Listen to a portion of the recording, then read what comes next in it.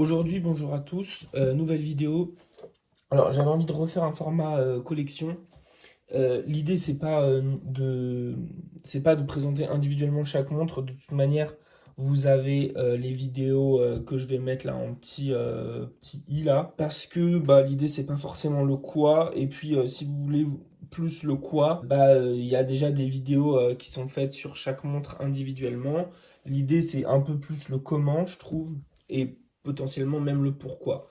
Puis de toute manière, si vous voulez voir des vidéos sur le quoi, il faut regarder des vidéos de Franck Sensé. Donc, on va quand même on va quand même un peu s'intéresser quand même un peu, histoire d'axer et d'orienter cette vidéo sur qu'est-ce qu'il y a en fait qui compose ma collection. Je sais pas si vous vous souvenez de la vidéo de l'année dernière, ça fait pas exactement un an, mais j'avais 7 Yema qui est donc resté. J'avais une Baltique qui a été vendue. D'ailleurs, c'était une sacrée merde parce que elle a été volée et tout dans le colis. Bon, j'ai finalement récupéré les sous, mais un peu l'enfer avec le Bon Coin et Mondial Relais. D'ailleurs, très mauvaise pub pour Mondial Relais, hein. Je pense que c'est un des pires expéditeurs que vous puissiez avoir. Et puis, j'avais aussi, bon, la Longines, je sais pas si elle était encore dans la vidéo. La Longines a aussi été vendue et elle a été, entre gros guillemets, remplacée par cette Universal Genève dont j'ai fait la présentation.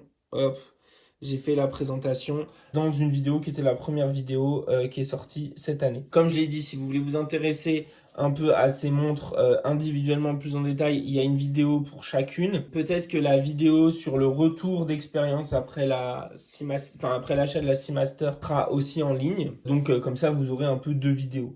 L'année dernière, j'expliquais un peu que moi j'avais eu une conception qui était un peu, je pense que ce qui est une conception que beaucoup de personnes ont, c'est un peu l'idée d'avoir une montre pour chaque usage.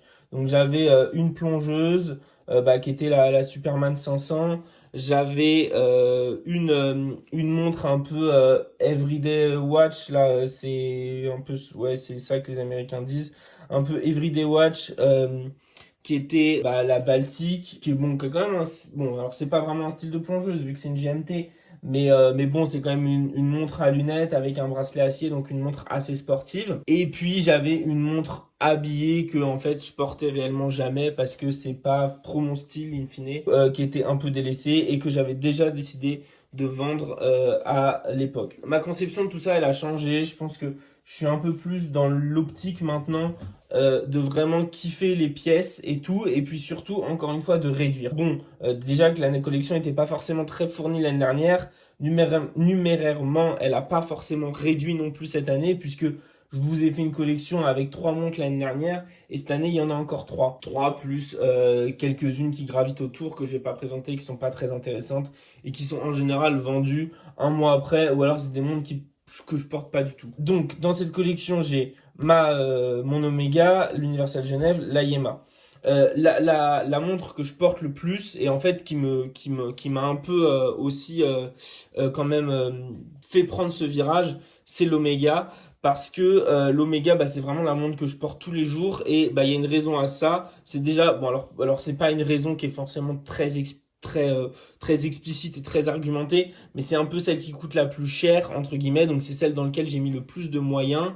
Et du coup, potentiellement, un peu psychologiquement, on se dit, il y a quand même un peu une idée un peu de la rentabiliser slash amortir, ce qui est un peu débile, et ce qui est d'ailleurs pas réellement vrai en fait dans la réalité, parce que foncièrement, c'est celle que je préfère. Dans la vidéo que j'ai faite, qui est sortie, mais que je vais faire, où je vous explique pourquoi j'adore la Seamaster 300 et encore plus Seamaster 300M et encore plus 6 mois après, j'explique que c'est réellement une icône, etc. Et donc c'est un peu une montre qui est réellement emblématique. Donc je la porte excessivement souvent, tous les jours quasiment, sauf quand j'ai besoin d'avoir une montre qui craint un peu moins, parce que à l'heure où je tourne la vidéo là, j'ai pas encore refait les joints, faut que je le fasse. Mais je sais que chez Omega, ça va me coûter excessivement cher. J'ai pas pour l'instant super envie de lâcher 150 balles pour refaire des joints. Donc peut-être qu'il faut que je trouve un horloger de quartier, etc. Ou que je demande un devis à Omega, parce que ça se trouve m'en fait un monde et ce sera fait pour pas trop cher, j'en doute complètement. Mais il faut que je le fasse.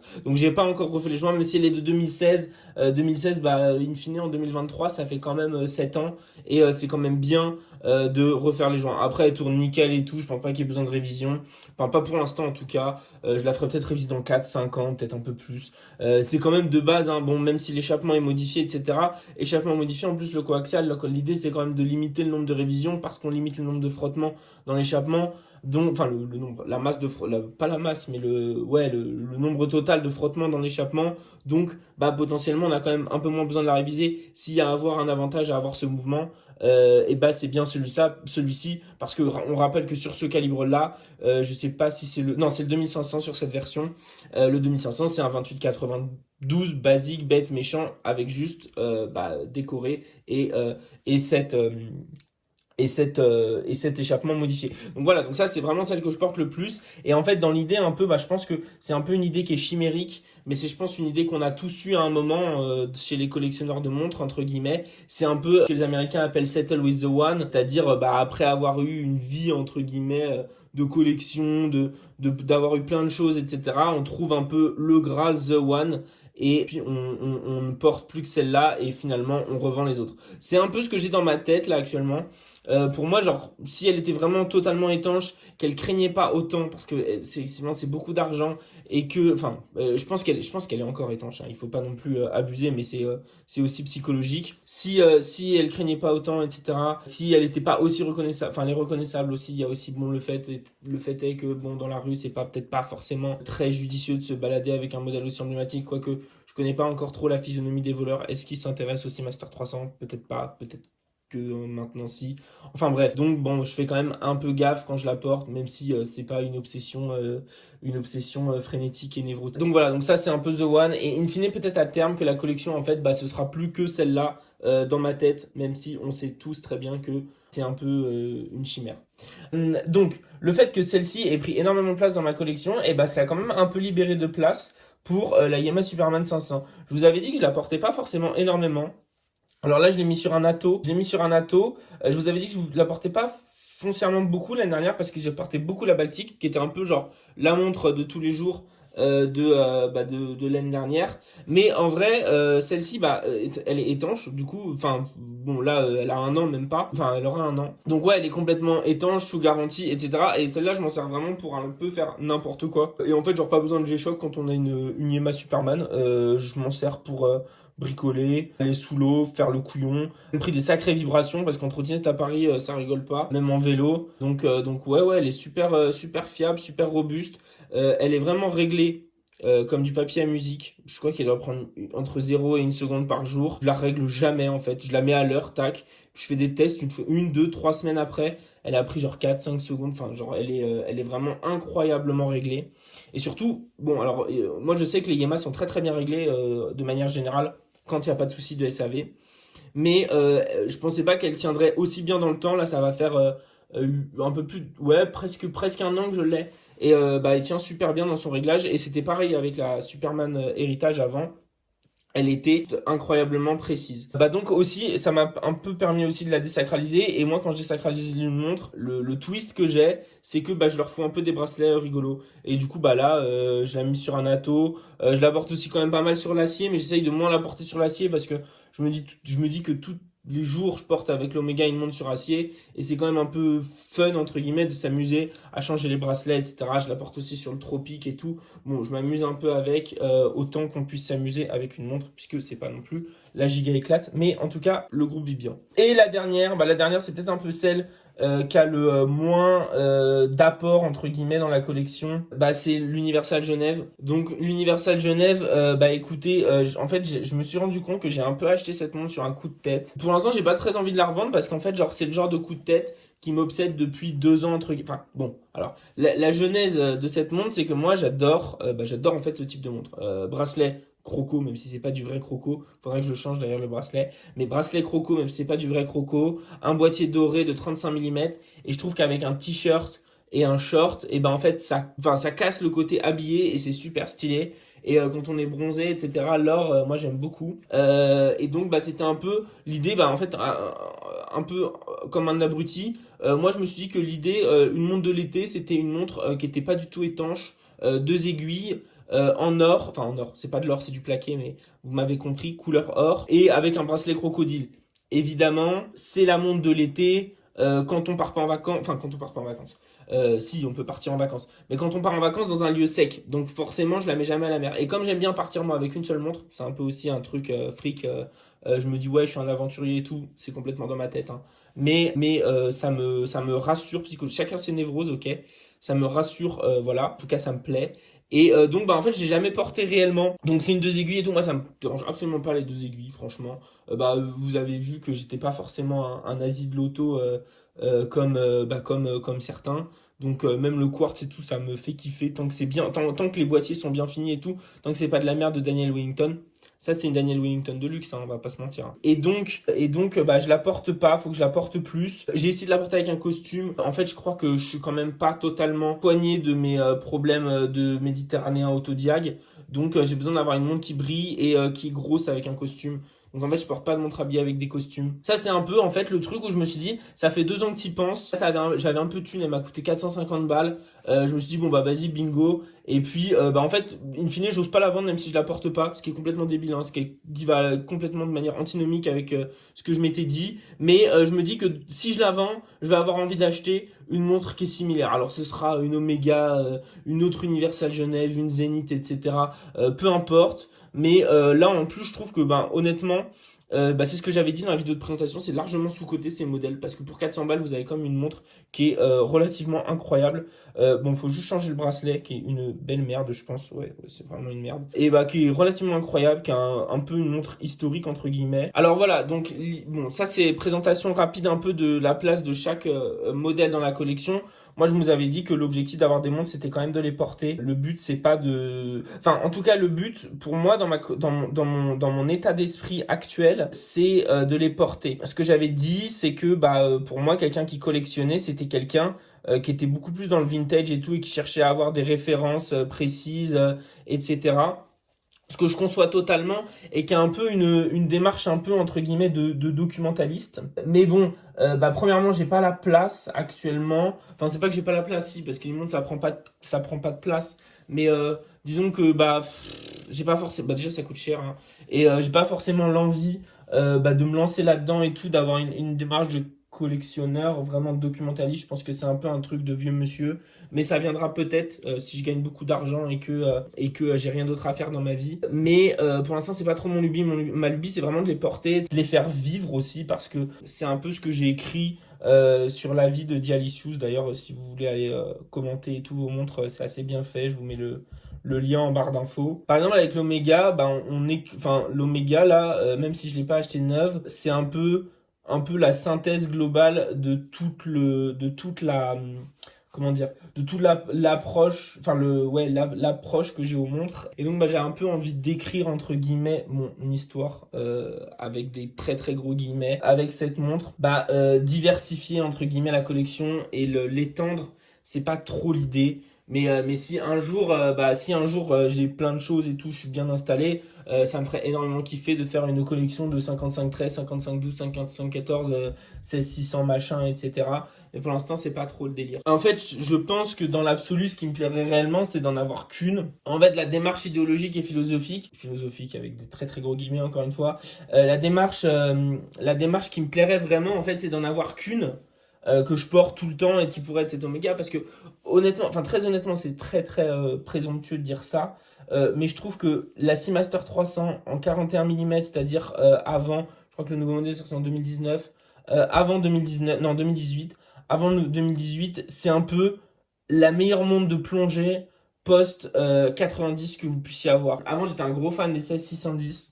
Mais je trouve qu'en fait les 16-610, j'ai un peu eu le syndrome un peu Gucci, quoi. C'est quand même vu, super revu. Le bracelet est pas de super bonne qualité, etc. Donc franchement, enfin c'est pas qu'il est pas de super bonne qualité, mais bon, le fermoir embouti et tout, non merci. Et puis c'est super revu. Et en fait, bah elles ont quand même le charme beaucoup des anciennes avec l'aluminium et tout, mais il y a quand même le saphir, et le saphir sans anti-reflet, bah ça tabasse, hein, ça fait vachement boule à facettes. Donc peut-être pas forcément aussi fan de la C610, même si j'adore la C610, mais je suis peut-être pas aussi fan qu'avant. Et je trouve que en plus elles sont encore gros guillemets abordables. Elles sont à moins de 4000, vous les trouvez à moins de 4000. Celle-là est 2016 et super récente. Je pense que vous pouvez trouver des encore moins vieilles. Full boîte papier pour 4000 balles. Franchement, c'est génial. Et puis vous avez un design qui est super emblématique. Bon, alors le bracelet, moi je sais qu'il y a des excités anti 2020. Je suis pas forcément trop fan non plus du 2020, mais je trouve qu'en fait le fait est que bah, le bracelet il est super atypique et c'est rare qu'une marque arrive avec un bracelet qui soit vraiment disruptif. Parce que bon, on va pas se mentir, les bracelets c'est toujours un peu bah soit de l'Oyster remanié quoi, on va dire on polie un maillon, on fait un truc et tout, soit un espèce de jubilé mal digéré, et je trouve que le grain de riz est un peu un jubilé mal digéré. Alors ça peut-être les gens vont pas trop comprendre l'idée, mais c'est un peu ça pour moi. Et donc bah en fait on a quand même des bracelets qui sont, enfin il y a pas beaucoup de bras, ou alors un président mal digéré. Par exemple moi je trouve que le bracelet de la Speedmaster ressemble à un président. Enfin je sais pas si vous voyez lequel là, mais celui avec des espèces de courbes. Ça ressemble à un président. Et je trouve qu'in fine, en fait, on a quand même un peu le triptyque autour de ces trois bracelets, bah, Rolex de base. Et celui de la Seamaster 300M en tout cas, et bah, il est super atypique, super original, et puis surtout super propre au modèle, quoi. Donc vous avez vraiment une montre qui est hyper emblématique, qui est un peu une icône. C'est quand même une montre de grande marque, même si bon, Omega, c'est pas la renommée et le prestige, entre guillemets, de Rolex. J'entends par là un peu la renommée par-delà les frontières des mecs qui mettent beaucoup d'argent dans des montres, on va dire, pour les montres, pour l'objet et pas pour le statut social. Vous avez bah, la Valvalium qui est hyper emblématique aussi. Des fois, je me fais l'exercice intellectuel de me dire, enfin l'exercice intellectuel, c'est prévisualisation dans ma tête, de me dire si on vire cette Valvalium, qu'est-ce que ça donne en fait? Je vais peut-être la sortir pour que ce soit plus explicite. Ouais, je me dis, ouais, qu'est-ce que ça fait en fait si on vire la Valvanium là? Et bah, ça donne une montre qui est complètement, enfin, pas standard, elle est hyper, enfin, elle est bien dessinée, etc. Elle est vachement dans les codes Omega avec les Hanslear et tout, mais ça donne une montre qui est un peu, bah, fade quoi. Et je trouve que cette Valvanium, bah, elle rajoute tout, elle est fondamentale. Donc voilà, donc, bon, je me suis complètement égaré. Le but n'est pas de faire des digressions de prof de philo. Le but est de faire un état de la collection. Donc voilà, peut-être que dans l'idée, je me settlerai, ouais, enfin, calerai avec celle-là, celle est unique. Mais bon, j'aime bien aussi Yema. Moi, je suis fondamentalement hyper attaché à Yema. J'adore Yema. Peut-être qu'un jour aussi, j'achèterai. Ça, c'est plus un peu dans le délire un peu de collectionnite. Peut-être qu'un jour aussi, j'achèterai une vintage quartz Yema. Un quartz des années 80 là. Parce que je trouve que l'automatique, ça sert à rien d'acheter un automatique sur les Superman, je sais plus ce que c'est la référence, c'est 53 machin. Je trouve que ça sert à rien d'acheter un automatique parce que les mouvements de toute manière c'est de l'ETA ou du français Bosch. Donc c'est pas des mouvements incroyables. Et vous avez pour le quartz à 300 balles, bah exactement la même chose avec un quartz du coup qui doit être un quartz français Bosch aussi, je pense. Et c'est assez super stylé. Donc voilà, donc je garde quand même la Yema en automatique et tout. Je trouve que en fait dans la gamme actuelle il y a quand même une pertinence à acheter une automatique parce que les quartz sont beaucoup moins finis, vous avez pas beaucoup moins bien finis pardon. Vous n'avez pas de verre saphir. Les nouvelles quartz qui sont sorties sont pas mal aussi moi. Enfin franchement j'aime bien. C'est pas mal fait et tout. Ça doit coûter 500 euros. C'est quand même un peu cher je trouve 500 euros. Mais c'est quand même, enfin c'est un peu c'est plus cher qu'une PRX quartz. Ouais. C'est un peu cher. Bon, c'est pas la même force de frappe que Tissot, mais je trouve que c'est un peu cher à ce prix-là. Mais je trouve que celles-là, en automatique, elles sont vachement bien. Elle étanche à 500 mètres. C'est inutile, mais c'est toujours appréciable. Et puis voilà. Donc pour l'instant, je me garde un peu sur cette collection, entre guillemets, enfin sur ce batch, quoi. J'ai pas, en fait, là, c'est la première fois un peu de l'histoire un peu de ma collectionnite que j'ai pas réellement de nouvelles montres en tête. Des fois, je me dis, ouais, pourquoi pas virer la Yema et acheter une Black Bay et tout. Mais en fait, moi, j'ai vraiment pas d'affect avec Tudor. Je trouve que la nouvelle, là, la 58, là, elle a l'air vraiment pas mal et tout, super fine. Ça, c'est vraiment un truc que je kiffe parce que c'est vraiment un truc de plongeuse vintage d'avoir des montres qui font moins de 12 mm d'épaisseur, mais moins de 11. Ça pourrait être kiffant. Mais en fait, je me dis, ouais, enfin, ça va coûter 4000 euros. Va falloir vendre la Yema et tout. Et j'aime bien la Yema. Et je trouve que, bon, même si on voit quand même les différences, enfin, c'est obligé, le prix est pas le même. Mais il y a une différence de finition qui est énorme entre la Yema et l'Omega sur le cadran, etc. On a quand même des index peints, c'est beaucoup moins. Bon, avant j'étais un nazi des index peints, j'adorais les index peints, je voulais absolument des index peints. Maintenant j'ai un peu changé mon fusil d'épaule, c'est vrai que ça fait quand même des cadrans qui sont beaucoup plus plats et moins en relief. Bon bah l'Omega m'a fait changer d'avis là-dessus. Donc ouais, j'étais en mode ouais, peut-être une Tudor et tout pour remplacer la 500, c'est un peu dans le même style, il y a pas de date. C'est un peu, je suis pas sûr que la Yema soit dans l'idée, entre guillemets, une montre qui soit faite pour recevoir un peu tous les bracelets possibles et inimaginables. Je sais plus comment ils appellent ça, les Américains. Ce qui est un peu la Tudor, entre guillemets. Il y a plein de gens qui mettent. Enfin, déjà, premièrement, elle est vendue sur natto, sur cuir et sur acier. Donc, l'idée, c'est quand même un peu de la modeler et tout. Elle a pas de date. Mais bah, moi, j'utilise comme telle, en tout cas. Enfin, c'est la 500. Et je me dis, ouais, pourquoi pas la remplacer par la Tudor? Mais bon, en fait, in fine, est-ce que j'ai envie d'avoir une Black B58 comme tous les mecs de 30 ans qui ont pris leur premier bonus chez EY? Je sais pas. Donc non, pour l'instant, non, pas trop envie là-dessus. Après, je m'étais dit, bah, j'avais fait un post aussi dans la communauté. Est-ce que j'achète une Marine Master 300? Alors moi, j'adore la Marine Master 300. Encore plus depuis que je l'ai essayé, je suis un peu matrixé par ça. Mais le sujet, c'est quand même que ça fait 45 mm. Et bon, même si c'est largement portable, parce que c'est super bien proportionné et tout, le polissage est dingo. En fait, je trouve que avec la Marine Master 300, moi j'ai un peu de mal avec Grand Seiko parce que pour moi Seiko, la puissance de Seiko c'est un peu la même puissance que pour Rolex, c'est de faire des montres, enfin c'est l'appareil industriel en fait. Ce qui est intéressant c'est l'appareil industriel, c'est le fait de produire X millions de montres par an avec une qualité qui est constante. Bon, constante pas forcément bonne, mais quand même constante, les mouvements marchent, etc.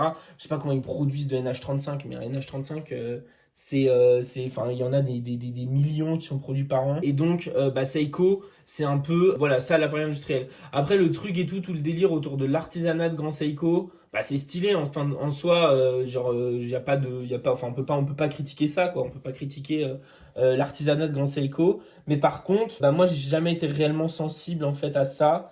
Et enfin, l'artisanat slash quasiment métier d'art en fait en réalité parce que c'est pas uniquement de l'artisanat, c'est quasiment du métier d'art à ce niveau-là.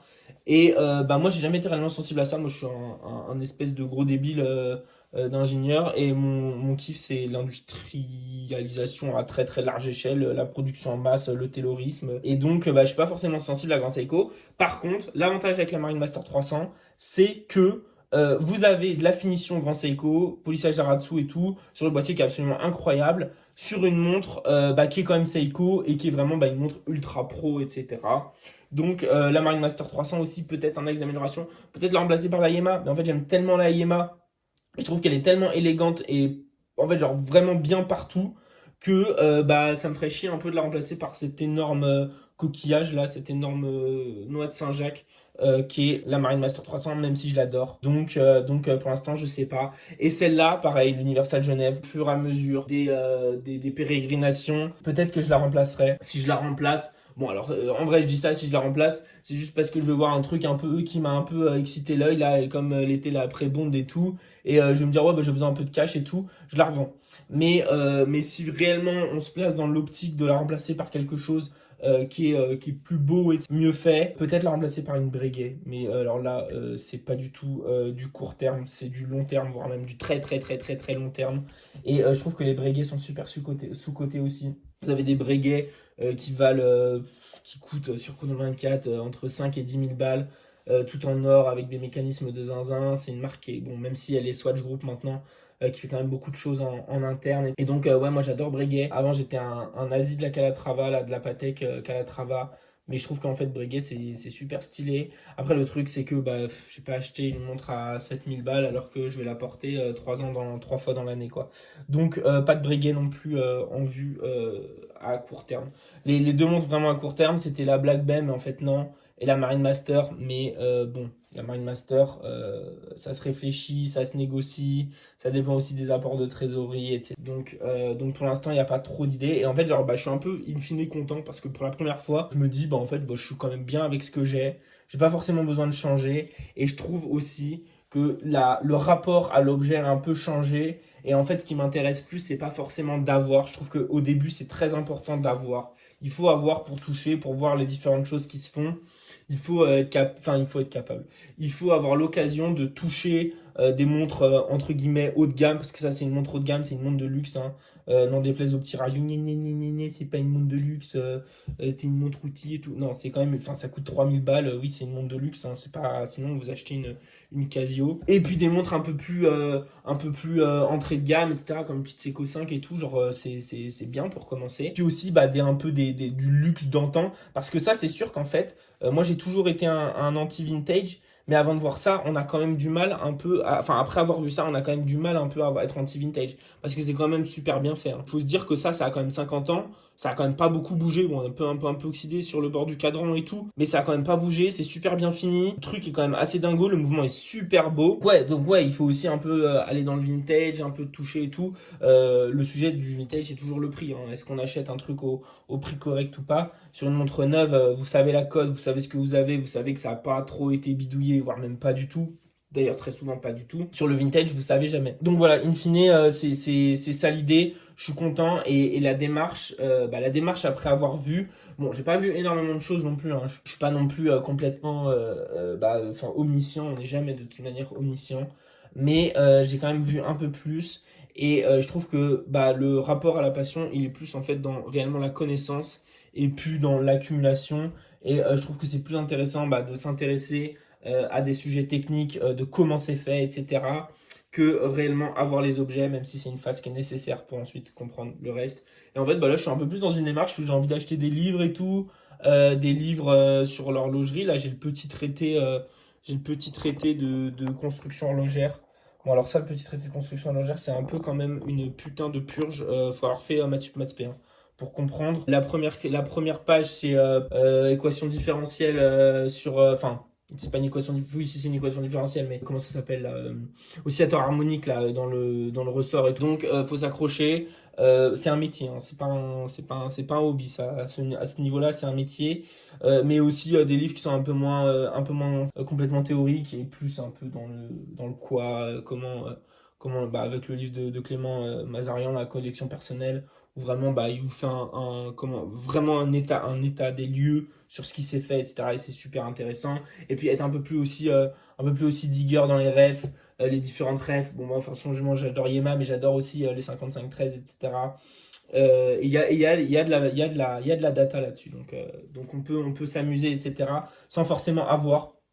Avoir, ça viendra plus tard, ça vient aussi avec les capacités financières. Mais voilà quoi, l'idée c'est plus un peu maintenant de faire de vivre la passion entre gros guillemets, plus sur s'interroger sur les trucs et tout, et puis forcément chercher à avoir telle montre ou telle montre ou telle montre ou telle montre, un state of the collection d'homme sage.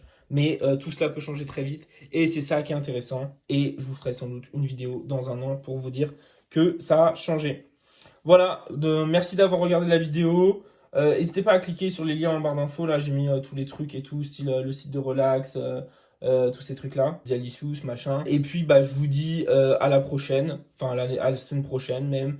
Et surtout, portez vos montres.